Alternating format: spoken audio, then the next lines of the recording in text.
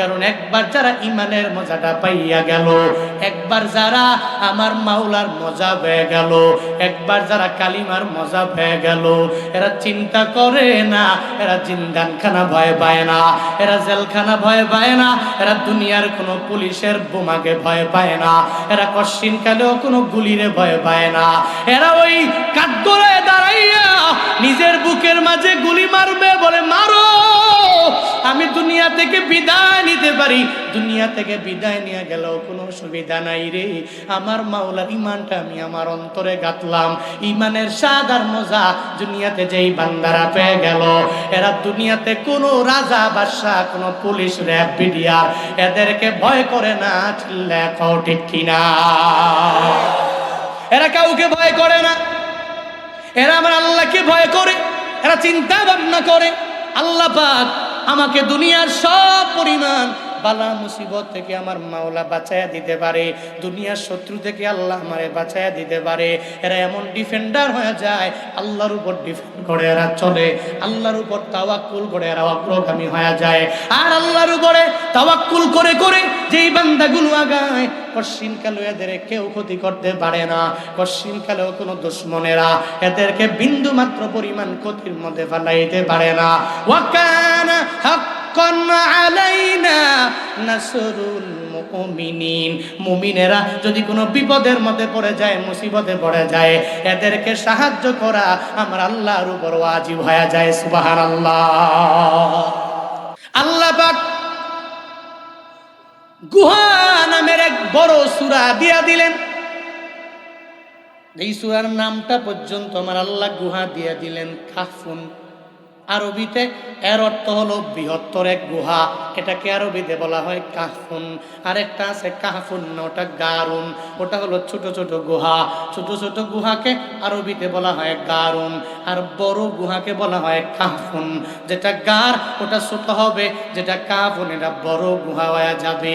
যেমন উদাহরণ, রহমাতুল লিল আলামিন যেই গুহার মধ্যে সর্বাবস্থায় নবী ধ্যান করত, ওই গুহার নাম কি? গারে হেরা। কি নাম? গারে হেরা। রহমাতুল লিল আলামিন যেই গুহার মধ্যে মদিনাওয়ালা নবী ধ্যান করলেন, ওই গুহাটার নাম হলো গারে হেরা। ওটাকে গার বলা হয়, ওটাকে কাহফে হেরা বলা হয় না। কেন বলা হয় না? ওটা হলো ছোট গুহা, ওই গুহার মাঝে মদিনাওয়ালা নবী ধ্যান করলেন, ওটাকে গারে হেরা বলা হয়। ওই জায়গায় যেই উমরা করার জন্য জুয়ান গালে যারা যায়, ওরা অনেক কষ্ট করে করে ওটা দেখার জন্য এই জায়গায় ওঠে। ওটা দেখে দেখে নিজের ইমানটারে পরিপূর্ণ মজবুত করে নেয়, আর চিন্তা করে আমার মদিনাওয়ালা নবী কত কষ্ট করে করে ধ্যান করলেন, এই গারের মধ্যে আমার নবী উঠলেন। এত উঁচুর মধ্যে যাইয়া ওখানে সব উম্মতের জন্য মদিনাওয়ালা নবী চিন্তা করলেন ইসলামের বাতিগুলো পুরো পৃথিবীতে যেই গুহা থেকে ছড়ায়া গেল, আমার আপনার পর্যন্ত আসলো। ওই ছোট্ট একটা গুহা থেকে আমার মাওলা জিব্রাইল একদিন পাঠালেন। জিব্রাইল আমার নবীর দরবারে আসলো। নবীর দরবারে আসার পরে নবীরে চাপ দিয়ে দিল, নবী ইকরা। নবী বলে মা আনা বিকরিন, আমি পড়তে পারি না। আবার চাপ দিলেন, নবী পড়েন, আমি পড়তে পারি না। আবার চাপ দিলেন, বলে পড়েন, বলে আমি পড়তে পারি না। মা আনা বিকরিন, আমি তো পড়তে জানি না, কোনো পাঠক না। সঙ্গে সঙ্গে ওই গারে হেরায় সূরাত আলাকের 5টা আয়াত বান্দা নাজিল হয়ে গেল। ইকরা বিসমি রাব্বিকাল্লাযী খালাক খালাকাল ইনসানা মিন আলাক ইকরা ওয়া রাব্বুকাল আকরাম আল্লাযী আল্লামা বিল কলম আল্লামাল ইনসানা মা লাম ইয়ালাম। 5 আয়াত মদিনাওয়ালা নবীর উপরে নাজিল হয়ে গেল। ওখান থেকে পুরা দুনিয়ায় ছড়ায়া গেল ইসলামের বাণী, ল্যাম্প অফ ইসলাম। পুরা দুনিয়াতে এই বাতিটা মদিনাওয়ালা নবীর মাধ্যমে ছড়ায়া গেল। ওই গুহাটা গারে হেরা, ওই গুহাটাকে গারুন বলা হয়। কিন্তু আল্লাহ পাক 15 নম্বর পারার মধ্যে একটা সূরা দিয়া দিলেন, সূরা কাহাফ। এই কাহাফ মানে বড় গুহা। এই বড় গুহার নামে আল্লাহ কেন সূরা দিয়া দিলেন জানার দরকার আছে না নাই? আসেনি? আল্লাহ পাক ওই বড় গুহার ব্যাপারে মদিনাওয়ালা নবীরে জানায়া দিলেন 9 নাম্বার আয়াত থেকে, আম হাসিবতা আন্না আসহাবাল কাহফি ওয়ার রাকিম কানু মিন আয়াতিনা আজাবা। আল্লাহ পাক বলেন, আম হাসিবতা আই আম জনান্তা, আপনি কি ধারণা করেন কাহাফের ঘটনা মানে গুহাবাসীর ঘটনা আর রকিমবাসীর ঘটনা, এটা আমি রবের দরবারে একটা আজীব নিদর্শনের মাঝে একটা, আপনি কি মনে করেন একটাই আমি রবের আজীব নিদর্শন? না গো নবী, এর চাইতে আরো বড় বড় আমি রবের আজীব নিদর্শন আছে। আমি রবের একটা সূর্য আছে, ওই সূর্যটা আমি রবের কথা মানিয়া মানিয়া চলে। একটা চন্দ্র আছে, ওই চন্দ্রটা আমি রবের কথা মানে। আমি রবের একটা আসমান আছে, ওই আসমানটা আমি রবের কথা শুনে। ওই আসমানের নিচে মেঘমালা আছে, ওই মেঘমালা আমি রবের কথা মানে। একটা জমিন আছে, ওই জমিনটাও আমি রবের কথা পরিপূর্ণভাবে মানে। আল্লাহ পাকের চন্দ্র আর সূর্য, আসমান, জমিন যা আল্লাহ দুনিয়াতে দিয়ে দিলেন, সবগুলা আমার রবের একটা আজীব নিদর্শন। এগুলা কেউ বানায় নাই, একজনের বানানো। চিল্লায়া বলো তার নাম। ইয়া এলাহি মিকোনাদ শামসু কমার, ইয়া এলাহি মিকোনাদ শাজরু হাজার, ইয়া এলাহি মিকোনাদ আরদু সামা, ইয়া এলাহি মিকোনাদ জওয়া হাওয়া, ইয়া এলাহি তো মেরা মালিক है, या इलाही तो मेरा खालिक है। আল্লাহ পাকের চন্দ্র আর সূর্য, আল্লাহ পাক নবীরে জানায়া দিলেন, নবী আমার আজীব নিদর্শনের মাঝে এগুলাও একটা। আসমান বানাইলাম, এটা আমি রবের আজীব নিদর্শন। জমিন বানাইলাম, আজীব নিদর্শন। একটা মানুষ আমি আল্লাহ বানাইলাম, এই মানুষটা আমি রবের একটা আজীব নিদর্শন। দেখবেন একটু মাঝে মাঝে একটু তো চিন্তা ভাবনা করেন না, আল্লাহ কত সুন্দর করে আমারে বানাইলেন, আপনারে বানাইলেন। একটু রুমে যাইয়া আয়নার সামনে দাঁড়াইয়া যান, আয়নার সামনে দাঁড়াইয়া একটু চিন্তা ভাবনা করেন, আল্লাহ কি সুন্দর করে বানালেন। দুইটা চক্ষু আল্লাহ দিলেন, এত সুন্দর। পাওয়ার কমে নাই, কমে নাই, কমে নাই। কোনো কিছুর লাইটের পাওয়ার তো অটোমেটিক কমে গেল। যারা বানাইলো অটোমেটিক আবার ব্যাটারি লাগবে বলে চেঞ্জ করে দাও। কিন্তু চোখের পাওয়ার যে আমার মাওলা দিয়া দিলেন, 70 বছর হয়ে গেল, ওই চোখ দিয়া অটোমেটিক আপনি সব দেখতে পারেন, কোনো ব্যাটারি লাগে না। আল্লাহ কি সুন্দর করে দুইটা চক্ষু আমারে দিলেন। আবার নাকের ছিদ্র দিয়া দিলেন, একটা দেন নাই, দুইটা ছিদ্র আল্লাহ দিয়া দিলেন। কান আল্লাহ দিয়া দিলেন, একটা দেন নাই বরং দুইটা দিয়া দিলেন।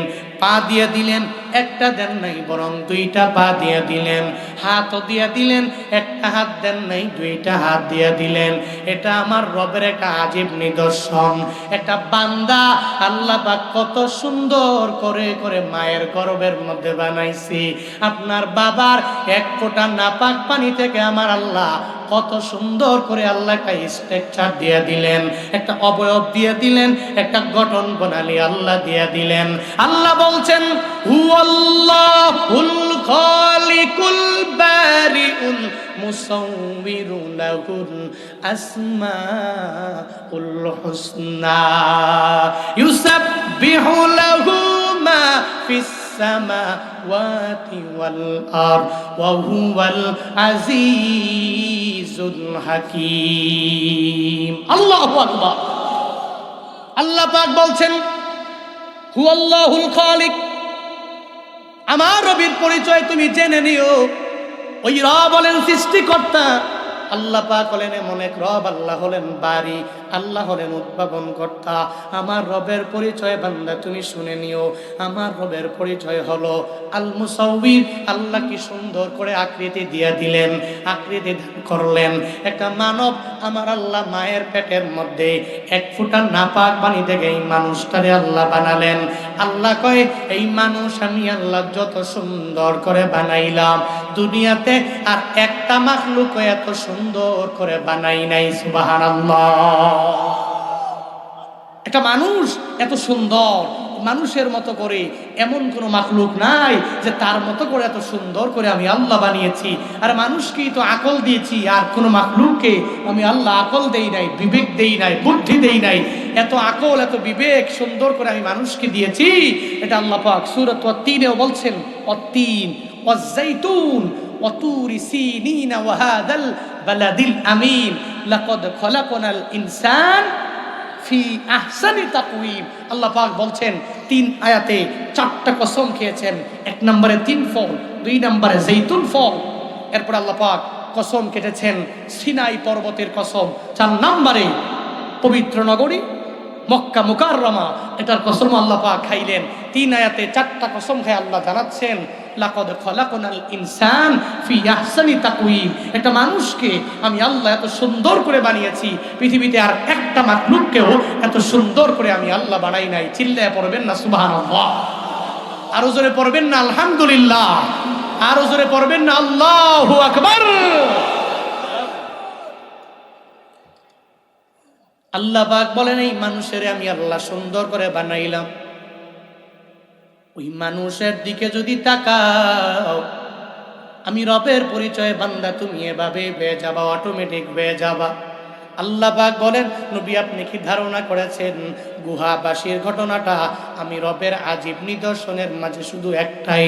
এমনটা না, আমি রবের আজীব নিদর্শন দুনিয়াতে কোনো অভাব নাই। তবে গুহাবাসীর ঘটনাটা আমি আল্লাহ দুনিয়ার মানুষের নিকটে একটা আশ্চর্যজনিত ঘটনা হিসাবে আমি আল্লাহ এদের সামনে ঘটায়া দিলাম। এরা সবাই অবাক হয়ে গেল। পৃথিবীতে যারাই আসবে যখন এই ঘটনা শুনবে এরা সবাই অবাক যাবে, এরা বিস্ময় হয়ে যাবে, এরা আশ্চর্যান্বিত হয়ে যাবে। আল্লাহ পাক বলেন নবী গো আমি রবের আজীব নিদর্শনের মাঝে গুহাবাসীর ঘটনা আল্লাহ পাক বলেন ইদ আওয়াল ফিতিয়াতু ইলাল কাহফি ফাকালু রব্বানা আতিনা মিন লাদুনকা রাহমা ওয়া হাইয়্যি লানা মিন আমরিনা রাশাদা। আল্লাহ পাক বলছেন ইজ আওয়াল ফিতিয়া, যুবকের দলেরা যখন কাহাফের দিকে দৌড়ে গেল। এবার এই যুবকের দল কারা? মুফাসসিরিন কেরামগণ ফিতিয়ার ব্যাপারে ব্যাখ্যা করলেন। কেউ কেউ বলেন ঈসা নবীর আগেকার এই যুবকেরা, আবার কেউ বলেন না না ঈসা নবীর ধর্মের পরে, মানে ঈসা নবীর দাওয়াতের পরের ঘটনা। ঈসা নবী আল্লাহর পক্ষ থেকে আদেশ পাওয়া গেলেন ও নবী আমার আপনি সবাইকে কালিমার দাওয়াত দেওয়া লাগবে। যখন সবাইকে কালিমার দাওয়াত দেওয়ার জন্য যখন বলে দিল, সঙ্গে সঙ্গে দাওয়াত দিয়ে দিল তোমরা সবাই মূর্তি পূজা বাদ দাও, এক আল্লাহর ইবাদতে তোমরা মগ্ন হয়ে যাও, এক আল্লাহর গুণ কীর্তন তোমরা করো, এক আল্লাহকে বাদ দিয়ে কোনো মূর্তি পূজা তোমরা করো না। সঙ্গে সঙ্গে ঈসা নবী সব মানুষের যখন এভাবে দাওয়াত দিয়ে দিলেন, ঈসা নবী দুনিয়া থেকে বিদায় নিল। যখন ঈসা নবীর এই দাওয়াত রোম সাম্রাজ্য পর্যন্ত যখন পৌঁছে গেল, আমার রবের একত্ববাদের বাণী পৌঁছার পরে এবার রোম সম্রাট ঈসা নবীরে মানে না, ঈসা নবীর ধর্মটাও মানতে রাজি না। সে কয় তোমাদের আল্লাহ আমাকে দিতে পারে না, মূর্তি আমাকে দিতে পারবে। নিজে মুশরিক হয়ে রইল, ঈসা নবীর ধর্ম মানে না, এক আল্লাহকে মানতে রাজি হয় না। একটা পর্যায়ে ওনার সাম্রাজ্যের 7 জন যুবকের নিকটে এই ঈসা নবীর দাওয়াতের বাণী যখন পৌঁছে গেল, এই যুবকেরা যে আল্লাহ পাক তোদের বানাইছি ওই আল্লাহর ইবাদত করো, ওই রবের গুণকীর্তন তোমরা করবা, ওই আল্লাহকে সারা দুনিয়াতে আর কারো গুণগান গাওয়া যাবে না, এক রবের প্রশংসা সর্বাবস্থায় তোমরা করে নাও। যখন এভাবে ওই দাওয়াত যখন যুবকদের দরবারে পৌঁছে গেল, এবার যুবকেরা মনে মনে চিন্তা ভাবনা করে আল্লাহর একত্ববাদের বাণী প্রশ্ন। এরা চিন্তা করলো এই দুনিয়াতে আল্লাহ আসমান দিলেন, জমিন দিয়া দিলেন, এত সুন্দর করে আমাদেরকে বানালেন, আল্লাহ কত সুন্দর করে আমাদেরকে জুয়ান কাল দিয়ে দিলেন। আবার দেখলাম জুয়ান কালের পরে বুড়া হয়ে যায় একটা মানুষ কিভাবে পরিবর্তন হয়ে গেল। এই চিন্তা ভাবনা করে এরা মূর্তি পূজা বাদ দিয়া সঙ্গে সঙ্গে এরা 7 জন যুবক মিলে একসাথে ঈসা নবীর ধর্মটা এরা মেনে নিল, পড়ল লা ইলাহা ইল্লাল্লাহু ঈসা রূহুল্লাহ। সুবহানাল্লাহ পড়বেন না? আরো জোরে বলেন না সুবহানাল্লাহ। 7 জন যুবকেরা সঙ্গে সঙ্গে কালিমা পড়ে মুসলমান হয়ে গেল। এবার রোম সম্রাট যিনি, উনি তো ঈসা নবীর ধর্মকে মানতে রাজি না, উনি তো ইসলাম মানে না, উনি মুশরিক, উনি শিরকের গুনাহে লিপ্ত, ইসলাম মানে না। তো এজন্য এই কথা যখন শুনছে, কানে গেছে যে আপনার এলাকার মাঝে 7 জন যুবক কালিমা পড়ে মুসলমান হয়েছে, আপনি এখানে বসে বসে আঙ্গুল চুষছেন, আপনার এই যুবক সাম্রাজ্যের লোকেরা আপনার দল মানে নাই, আপনার মিল্লাতে থাকে নাই, এরা অন্য এক মিল্লাতকে অ্যাকসেপ্ট করে নিল। এদের ব্যাপারে কি সিদ্ধান্ত আপনার? এদের ব্যাপারে কি ডিসাইড আপনার? একটু বলেন তো। সম্রাটের মাথা অটোমেটিক গরম হয়ে গেল, সৈনিক পাঠায়া দিল। ও সৈনিকেরা যাও যাও, ওই যুবকদেরকে ধইরা আমার সামনে কাঠগড়ায় হাজির করে দাও। সঙ্গে সঙ্গে সৈনিকেরা গেল, ওই 7 জন যুবকের ধরে ধরে যখন সম্রাটের সামনে দাঁড় করাইয়া দিল, এবার সম্রাট জিজ্ঞাসা করে, এই যুবকেরা তোমরা বলে কালিমা পড়ে ঈসা নবীর ধর্ম মেনে নিয়েছো। এবার যুবকেরা তো মনে মনে চিন্তা ভাবনা করে, আমরা জানি ঈসা নবীর ধর্ম যারা মানে এই সম্রাটদেরকে দেখতে পারে না, যদি সে শুলে চড়াইয়া দুনিয়া থেকে বিদায় করে দেয়, আমাদেরকে মনে হয় দুনিয়া থেকে বিদায় করে দিবে। এরপরে এদের কোনো চিন্তা নাই, কারণ একবার যারা ইমানের মজাটা পাইয়া গেল, একবার যারা আমার মাওলার মজা পেয়ে গেল, একবার যারা কালিমার মজা পেয়ে গেল, এরা চিন্তা করে না, এরা জিন্দানখানা ভয় পায় না, এরা জেলখানা ভয় পায় না, এরা দুনিয়ার কোনো পুলিশের বোমাকে ভয় পায় না, এরা কশ্চিন কালেও কোনো গুলিরে ভয় পায় না। এরা ওই কাঠগড়ায় দাঁড়াইয়া নিজের বুকের মাঝে গুলি মারবে, বলে মারো, আমি দুনিয়া থেকে বিদায় নিতে পারি। দুনিয়া থেকে বিদায় নিয়ে গেলেও কোনো অসুবিধা নাই রে, আমার মাওলার ইমানটা আমি আমার অন্তরে গাঁথলাম। ইমানের স্বাদ আর মজা দুনিয়াতে যেই বান্দারা পেয়ে গেল, এরা দুনিয়াতে কোনো রাজা বাদশা, কোনো পুলিশ, র্যাব, বিডিআর এদেরকে ভয় করে না। লেখো ঠিক কিনা? এরা কাউকে ভয় করে না, এরা আমার আল্লাহকে ভয় করে। এরা চিন্তা ভাবনা করে, আল্লাহ পাক আমাকে দুনিয়ার সব পরিমাণ বালা মুসিবত থেকে আমার মাওলা বাঁচায়া দিতে পারে, দুনিয়ার শত্রু থেকে আল্লাহ আমারে বাঁচায়া দিতে পারে। এরা এমন ডিফেন্ডার হয়ে যায়, আল্লাহর উপর ডিফেন্ড করে এরা চলে, আল্লাহর উপর তাওয়াক্কুল করে এরা অগ্রগামী হয়ে যায়। আর আল্লাহর উপরে তাওয়াক্কুল করে করে যেই বান্দাগুলো আগায়, কশ্চিনকালে এদের কেউ ক্ষতি করতে পারে না, কশ্চিনকালেও কোনো দুশ্মনেরা এদেরকে বিন্দু মাত্র পরিমাণ ক্ষতির মধ্যে ফেলাইতে পারে না। ওয়াকানা হাক্কান আলাইনা নাসরুল মুমিনিন, মুমিনেরা যদি কোনো বিপদের মধ্যে পড়ে যায়, মুসিবতে পড়ে যায়, এদেরকে সাহায্য করা আমার আল্লাহর উপর ওয়াজিব হয়ে যায়। সুবহানাল্লাহ। আল্লাহ পাক ওয়াজিব বানায় নাই। যুবকেরা চিন্তা ভাবনা করলো, রোম সম্রাট এমন সম্রাট, এই সম্রাট যদি জানতে পারে আমাদেরকে মেরে ফেলবি, এরপরেও কোনো অসুবিধা নাই, এরপরও ইমান আনছি, একবার আনছি, মরণ হয়ে গেলে কোনো অসুবিধা হবে না, এটা ভয় করে না। সঙ্গে সঙ্গে বা ওই সম্রাটের দরবারে, রাজ দরবারে দাঁড়াইয়া সম্রাটের বলে, আপনি আমাদেরকে বলছেন আমরা কালিমা পড়েছে কিনা? আমরা কালিমা পড়েছি, ঈসা নবীর ধর্মটা আমরা মেনে নিলাম, আমরা ঈসা নবীর ধর্মের একজন অনুসারী নিজেকে বানায়া নিলাম। আমরা আপনার সামনেও পড়ি লা ইলাহা ইল্লাল্লাহু ঈসা রূহুল্লাহ। সম্রাটের মাথা এবার গরম না ঠান্ডা? হে, গরম না ঠান্ডা? ওরে খাইছে রে, সম্রাটের মাথা তো গরম, সাহস কত বড় দেখছুনি, সব জায়গায় তো বলে বলে বেড়ায়, আবার আমার সামনে এসে কয় লা ইলাহা ইল্লাল্লাহ ঈসা নবীর ধর্ম মানে। এই তোরা জানো না, ঈসা নবীর ধর্মের অনুসারী যারা, এদের রক্তের পিপাসু আমি, এদেরকে দুনিয়া থেকে বিদায় করতে পারলে আমার বড্ড মজা লাগে, তোদেরকে শুলে চড়াতে পারলে আমার বড্ড মজা লাগে, তোরা কি এই বিষয়ে জানো না, আমার বিষয়ে ধারণা রাখো না? এরা কয় ধারণা রাখি, কিন্তু আমরা তো আপনাকে ভয় করি না, আমরা একজনকেই ভয় করি, চিল্লায় বলো তার নাম। কাউকে ভয় করি না। সঙ্গে সঙ্গে বলে দিল, আমরা ঈসা নবীর ধর্ম মানি, ঈসা নবীর ধর্মের অনুসারী আমরা। আপনি আমাদেরকে মারলে মারতে পারেন, কাটলে কাটতে পারেন, কোনো অসুবিধা নাই। এবার কয় তোরা ছোট মানুষ, তোদেরকে সঙ্গে সঙ্গেই বড় একটা জুলমের মধ্যে ফেলাইয়া লাভ নাই, বড় শাস্তি দিয়েও লাভ নাই। 3 দিনের আলটিমেটাম দিলাম, কারণ তোরা যুবক মানুষ, যে কোনো সময় তোমাদের মত চেঞ্জ হতে পারে। এই যুবকেরা একটু শুইনো, এরাও যুবক ছিল, তুমিও তো আজকে যুবক, একটু চিন্তা কইরো। যুবকদেরকে আলটিমেটাম দিছে, 3 দিনের আলটিমেটাম দিলাম। এই 3 দিনে যদি তোমরা তোমাদের ধর্ম থেকে ধর্মান্তরিত হয়ে যদি আমার ধর্মে আসতে পারো, তোমাদেরকে মারা হবে না। তোমরা যদি উইথড্র করে নাও যে কালিমা পড়বো না, যা পড়ছি ভুল করছি আর করবো না, যদি বলতে পারো, তাহলে তোমাদেরকে ক্ষমা করে দেওয়া হবে, আর শুলে চড়ানো হবে না, তোমাদেরকে কোনো বড় বিপদের মধ্যে ফেলানো হবে না, অসুবিধা নাই, আমি যা কিছু করার তোমাদেরকে করব। এভাবে আলটিমেটাম দিল। কয় দিনের? সবাই বলেন কয় দিনের? 3 দিনের আলটিমেটাম দিল। যুবকেরা 3 দিনের আলটিমেটাম পাইয়া রাজদরবার থেকে রওনা। একটু দূর যাওয়ার পরে যুবকেরা মনে মনে চিন্তা ভাবনা করে, এই 3 দিন পরে যদি আমরা দুনিয়ায় থাকি, তাহলে তো আমরা কিচ্ছু বাস্তবায়ন করতে নিজেও পারবো না। আবার এরা পরিপূর্ণ জুলুম করে আমাদেরকে ধর্মান্তরিত করার জন্য চেষ্টা করবে, এরা আমাদেরকে মেরে ফেলবে, এই চিন্তা এদের মধ্যে ঢুকে গেল। আবার বাড়িতে গেলে নিজের মাও জায়গা দিবে না, বাবাও জায়গা দিবে না, পরিবারের লোকেরা কেউ পরিচয় দিবে না, কারণ আমরাই তো ঈসা নবীর ধর্ম মানলাম।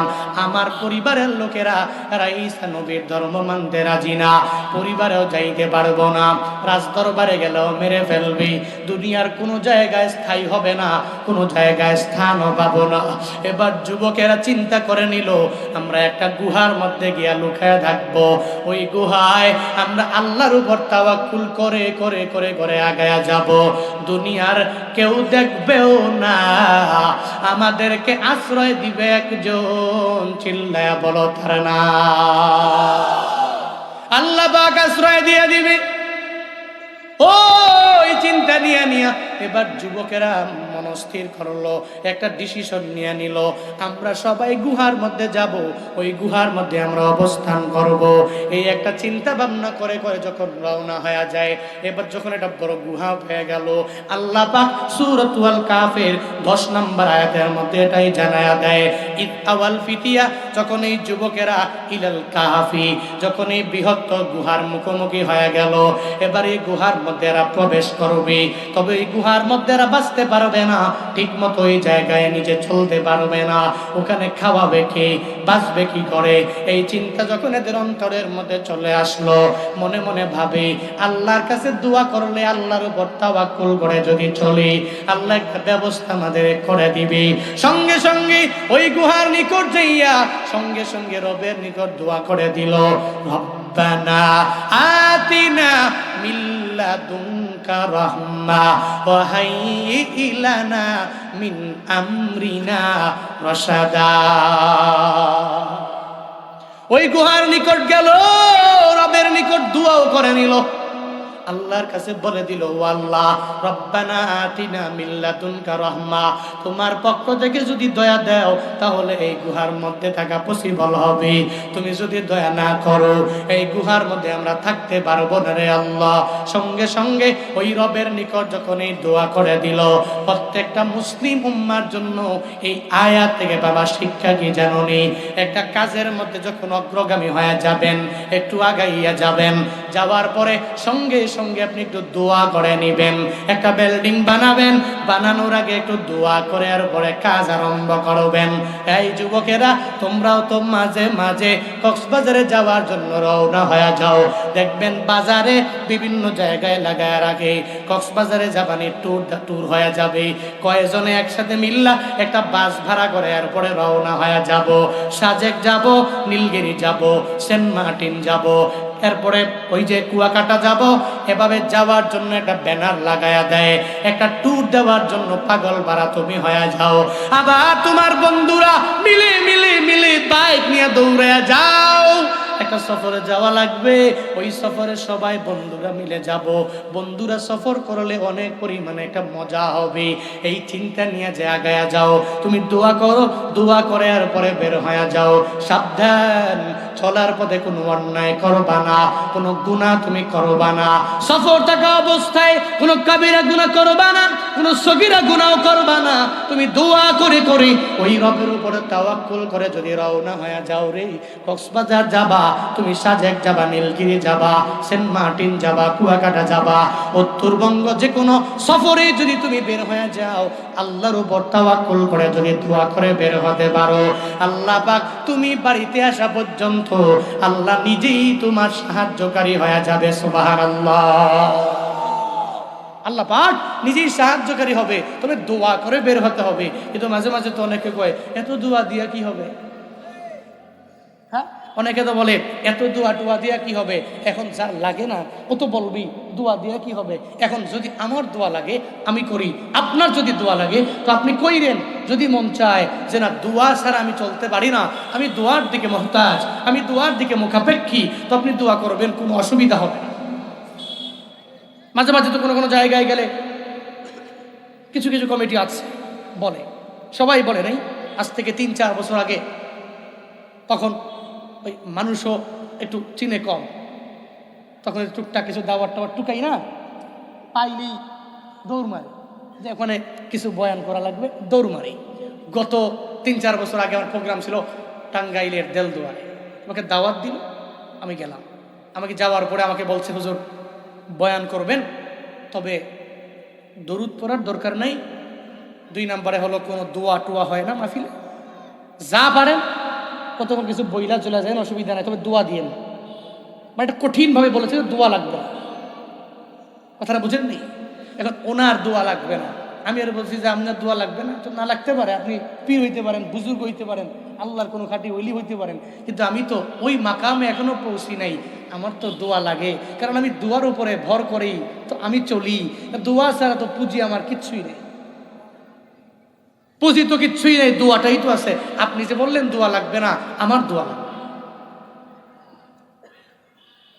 পুরো বাংলাদেশে বয়ান করি, কেমনে বয়ান করি? ইলম নাই, হিলিম নাই, আমল নাই, কিচ্ছু নাই, সব আমার মা বাবার দোয়া, আমার মাওলার দয়া।